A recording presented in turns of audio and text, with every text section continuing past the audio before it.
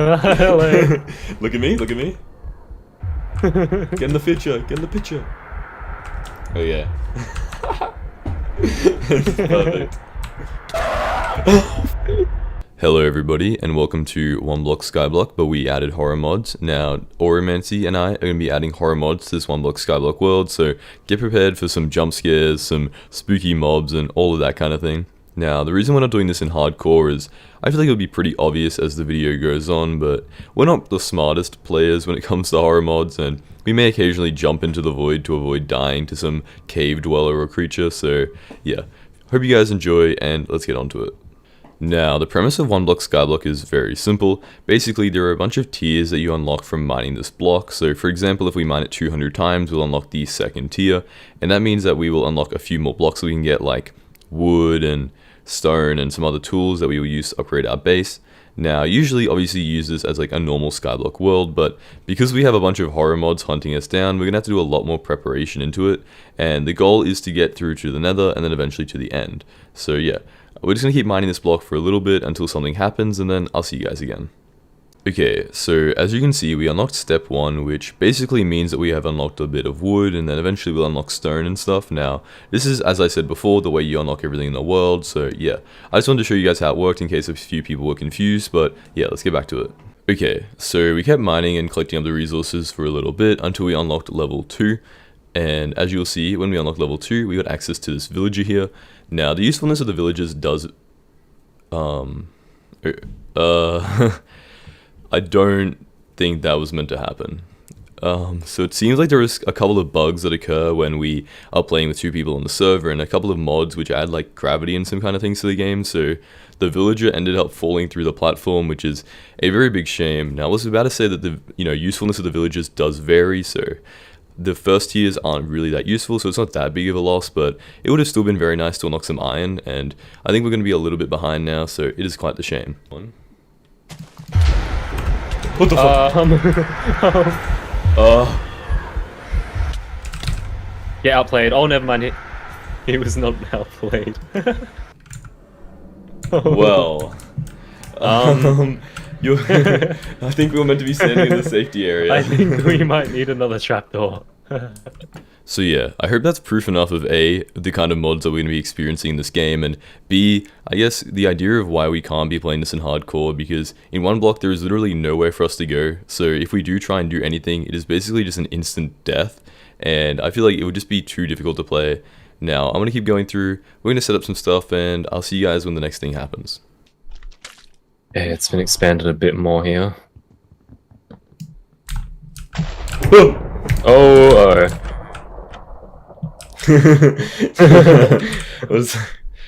protect a villager from an undesired shock without starting a fire. That's us. Well, we're the saviors. The heroes.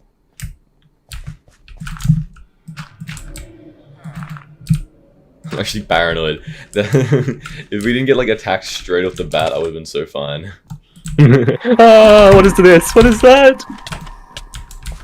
We're dying. We're just dying. What is this? At least the trap. No.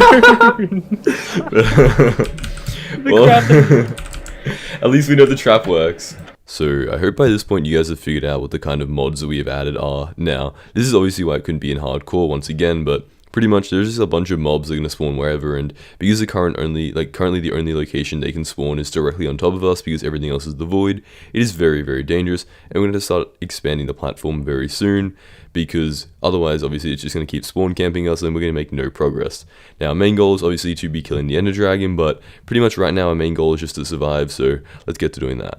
Okay, so the next day the villager came and he gave us access to 2 eggs, which gave us a very low but potential chance of spawning a chicken in, which is great because all you need is, as you can see, there we go, perfect. All we need is 1 chicken, and that 1 chicken will give us access to infinite chickens because obviously they lay eggs, and this means that we can get back to grinding. The one problem is, I don't know if you guys are aware, but there is a notorious Minecraft horror creepypasta. I don't know if you heard of him, named Herobrine, and he has an association to take control of chickens and turn them into murderous beasts. So although it is nice to have chickens, I don't know if the mod packs are going to make this better or worse in general, so I guess we'll just see what happens. Right now it's in a pen, so I'm hoping he can't climb out of there, but if we do get attacked and killed by a chicken, it's going to be a little bit embarrassing. Pretty lucky. Yeah. Wait, we Also, can just wait for this one to. oh, lay eggs.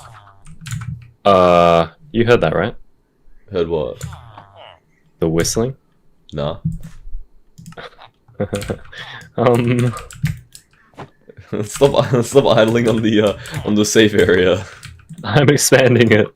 Look, let's be real. What's the fun of horror mods with friends if you don't get up to a little bit of trolling? So, while I was delegated the very, very fun job of staring at a singular block and playing a Hypixel minigame, Alligator was set to the goal of expanding the mob area and potentially turning it into a mob spawner, because we did build it 23 blocks away, so inevitably it will turn into a mob spawner. And if we be honest, it is a lot better if the mobs are spawning on the other side of the world to us than right on our island, so if it has to turn into a mob spawner, it has to turn into a mob spawner. That's just what's going to happen.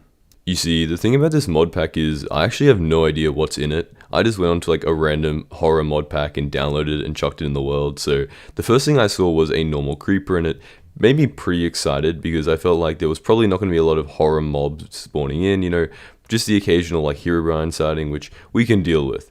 Now, as long as it's just normal creepers, I feel like it should be pretty manageable, so yeah, it should be okay for now. However, that was only one mob, and there is obviously plenty of potential that a ton of other mobs are going to spawn in, so I'm just going to keep mining and doing my job, and hopefully I'll expand the spawning platform so we can see some other mobs, and if it is just normal mobs, we can make an easy mob grinder and progress through the world really easily. Now, I don't think that's what's going to happen. Unfortunately, I'm a little bit scared that there are going to be some horror mobs spawning in, so right now it's looking pretty good. As you can see, there's still 2 skeletons over there, and really the most threatening thing I've seen is the chicken, so yeah. Okay, there we go. Now, apart from the parkouring zombies that explode apparently, yeah, they also know how to parkour. Somehow they've evaded our incredible, unavoidable trapdoor trap, which sets off 10 trapdoors, and they still manage to go through all of them, so yeah, it is not looking good. We may need to increase the defense, but we'll get to that in a second.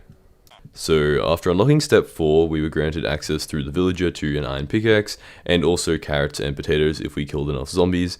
Now, other than that, we also got access to a few of the new mobs that we're going to be seeing around the place. Obviously, there are tons of new mobs, and this is only a couple of them, and I'm sure a lot of them are going to be a lot stronger than, a trapdoor just simply stopping them. So hopefully, I mean, look, right now I'm not complaining. The trapdoor method is way better than I expected, and unfortunately, the plain zombie that got past did manage to kill Oro, which is a little bit embarrassing, if I would say so. Please, everyone comment L Oro in the comment section, because he died to a plain zombie in a horror mod, but, for now, the trapdoors are working pretty well, and hopefully we can do some funny things, because the mobs are getting stuck behind, like, a trapdoor and 4 wooden planks, so this could be the cheese strategy of the century.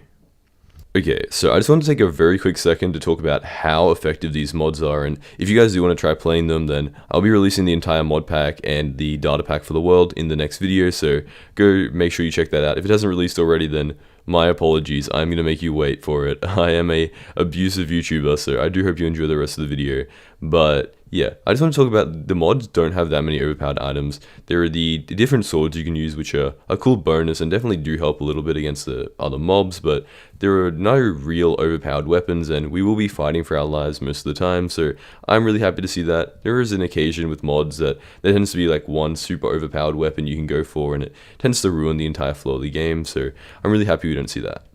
So while I've spent most of the time in my delegated area, Aura decided that he didn't really like being safe during the day, and he decided to expand the mob farm so that we're in consistent danger, which is exactly how I like to play my games. Now, this is probably a good time to say that if Aura's perspective has been released, it will be in the description, and if it hasn't, then that's not my fault. That's his. My apologies, and if you want to see it, it will be out soon, so make sure to stay on the lookout for that. His channel will be linked there either way, so you can subscribe and then you'll get notified when he releases the video. I'm not sure who's going to release it first, it just depends on who can edit it the fastest, so go in there, comment Modcraft was better in his video, or Do was better. I don't know, I just used my wrong alias, but yeah, let's get back to the video.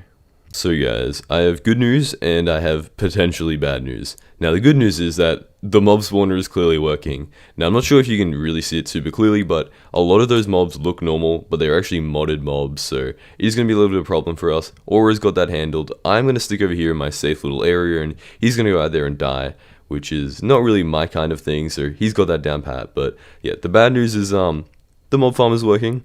So there is a potential that we're just going to get overrun by mobs and they're just going to blow us up and we're all going to die. But isn't that just the fun of the game anyway? Look, I'm going to be honest, during the recording of this, I had absolutely no idea what happened.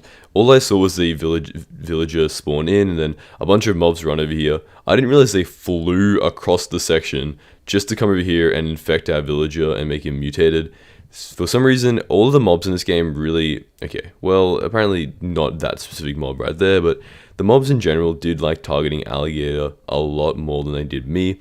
As you'll see, he's going to die a ton of times to Herobrine and all those mobs, not to spoil something, but I just want to point it out so you guys can notice it. I mean, even right now, I'm just going around hitting mobs, and the villager is not even aggroing me. He's aggroing him inside of the tree. I don't think we can save the villager. This is definitely the villager that those YouTubers use in their thumbnail, though. It is very obvious, and it's a great design, honestly, to give a shout out to the map creator, but yeah. The zombie's just sitting there, he's chilling. I really hope he didn't have any good trades on him, because... you know, we kind of missed out on that, so hopefully he wasn't trading us like free diamonds or anything, because that would be pretty upsetting. So with the unlocking of the next step and the villager, which did unfortunately die, now looking back, the villager had a trade for an iron pickaxe, which would have been a great advantage. However, right now I think I'm just going to have to craft myself one, and that's because I will soon be getting access to ores that will require an iron pickaxe, and obviously I'm going to need an iron pickaxe to mine it, so yeah, pretty self-explanatory. I don't know why I'm explaining it to you, but if we come into the farm, I'm going to show you that we actually unlocked infinite water. We got a kelp from a barrel zombie, which is one of the modded zombies that drop like fishing loot and, you know, anything kind of underwater when you kill them. And we got a water bucket from one of the villager trades, so it's pretty good. Yeah, I'm still getting used to all the mods and all the mobs that can spawn in, but it does look kind of cool, and it is interesting to see how the creatures work within the one block Skyblock world, so it is looking very good. Oh yeah, and we also did manage to have the other chicken grow up, and it laid an egg, which we successfully got another chicken from, which is very lucky. I don't know the actual rates of getting a chicken from an egg, but I feel like the fact that we've only thrown 4 and got 2 chickens is very, very fortunate.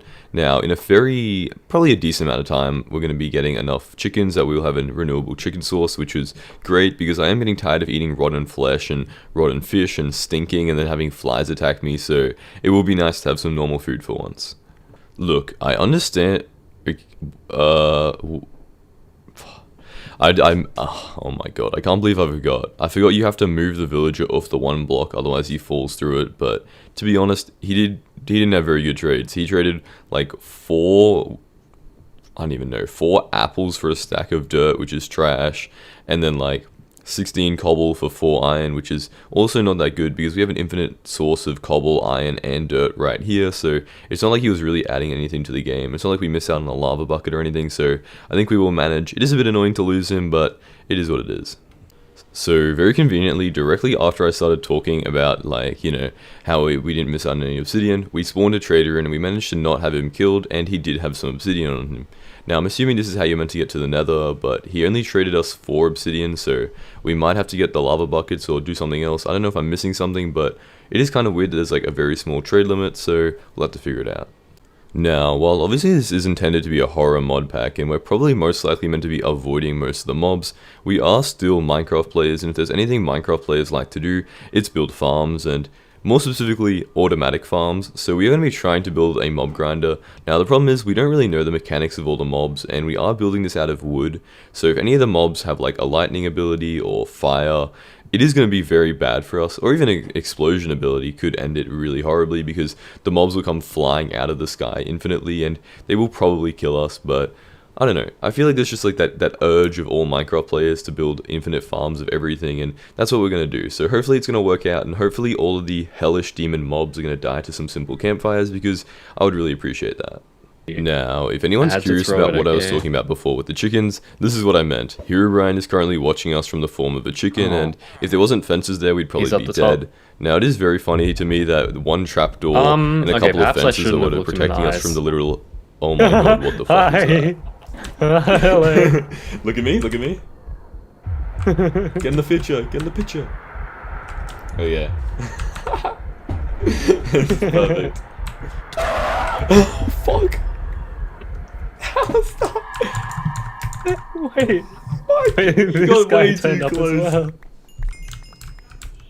This guy turned up, but he's stuck in a fence post. Hold on 1 sec. I can't hear. Ow, ow, ow. Wait, ow. trading? Wait, who turned up? No, this Oh, guy. he's stuck. I see. I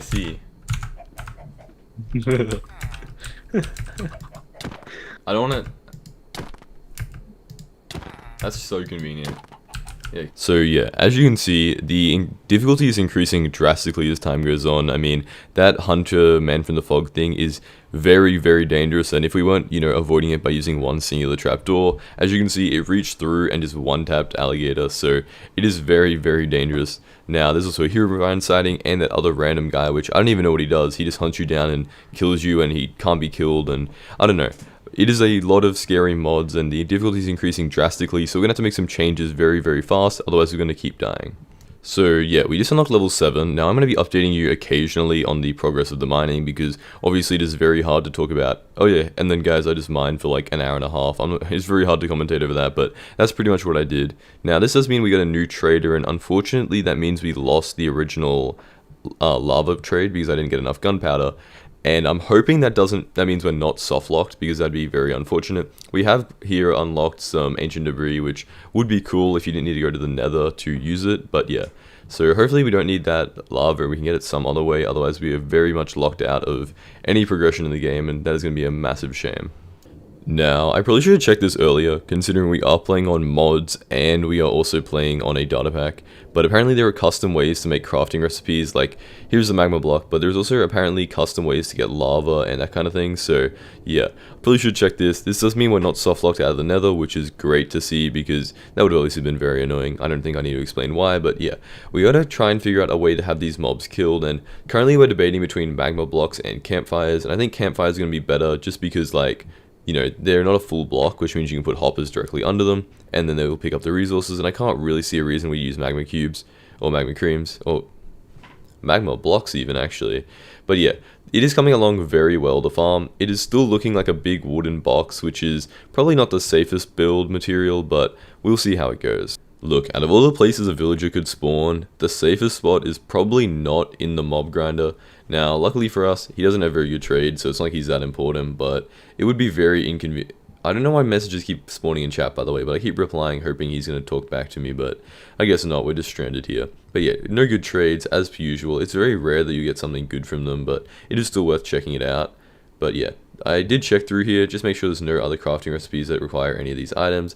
There aren't, so yeah, just going to let this guy die because that's what he did.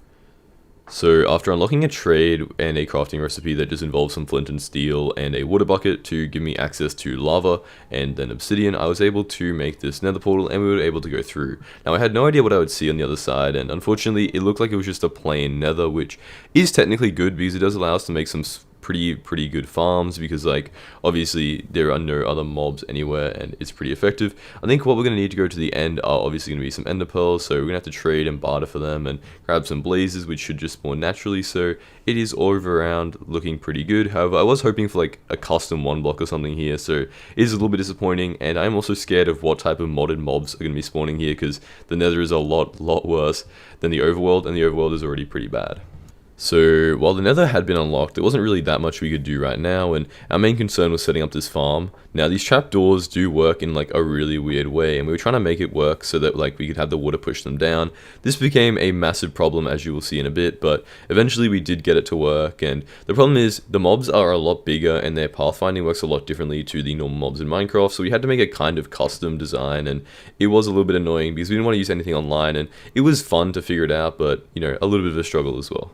So yeah, here we go. Now if I open up the trapdoors here, you're going to see that in a second, the entire thing fills up with water sources, which was our main problem here, and then it flows down. Now the problem is obviously because the water sources are all around, it just makes more water sources. Now this can be easily fixed by just, only layering one side with water and then making like a little divot and down, and you'll see how it works in the end. Now it is a good thing that I bought a bunch of sponges earlier, because otherwise this would be a massive hassle to clean up with our very limited tools, and pretty much we just have to place like a bunch of stone down and mine it, and it would have been like a whole hour just to replace all the water.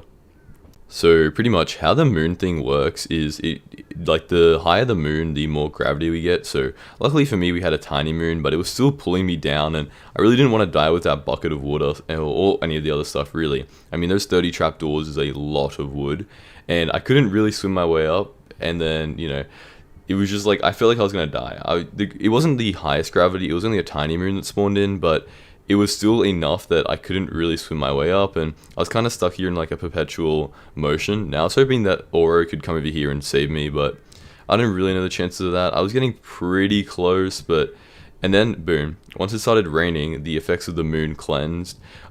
This is probably like the luckiest thing ever, and then it saved me, and I didn't die with all the trapdoors, because we would have had to spend like probably another 20 or 30 minutes just mining up wood, because that is a lot of wood worth of trapdoors. Okay, so basically, some of these traders can come here with an item like a pig or whatever, and these pigs will come with them the next day they spawn in, so remember this for later, because it'll be very, very important when a couple of pigs spawn somewhere they definitely shouldn't be. Okay, so using some of the string that we got from trading with villagers and killing some of the spiders, I'm able to craft up some beds. Now, the reason we didn't do this a little bit earlier is because the only reason we're doing it right now is so that we can hopefully trade, we can get the villagers to breed, the daily villager and the one we get from unlocking like every new step. And the reason we haven't slept before, as I said, is because there is usually a lot of horror things that happen while you sleep, like nightmares and stuff, and it is usually probably safer just to be awake during the night than it is to go to bed. But I guess why not test it out, you know? If we're gonna have beds anyway, might as well sleep, and maybe there's a chance that it's just nice and safe and there's actually no problem. So we're probably gonna grind through this night, and if we have a free night where we don't really need to be mining up anything, we'll probably try sleep and see if anything bad happens. Like shit has been dropped here. Oh, Herobrine's here. And Herobrine's now Oh. a sheep, chicken as well. There's 2 Herobrines. Oh, there he is. Hello. Oh, there's a trader llama. Sleep, sleep, sleep, sleep, sleep, sleep. Oh, yeah, okay. So yeah, it seems there are 2 mods currently that are spawning in a Herobrine, which is great. I want to see how the other Herobrines interact with each other, but yeah, I can't remember for the life of me why we wanted to sleep because of the trader llama, but I guess we just wanted to test out how sleeping worked or something. But yeah, anyway, we went to bed and we didn't have any nightmares, which was great. I'm not sure if it's a, you know, just like a rare feature to occur or what is happening, but for now I'm happy that we're not getting attacked, and that's all I can ask for.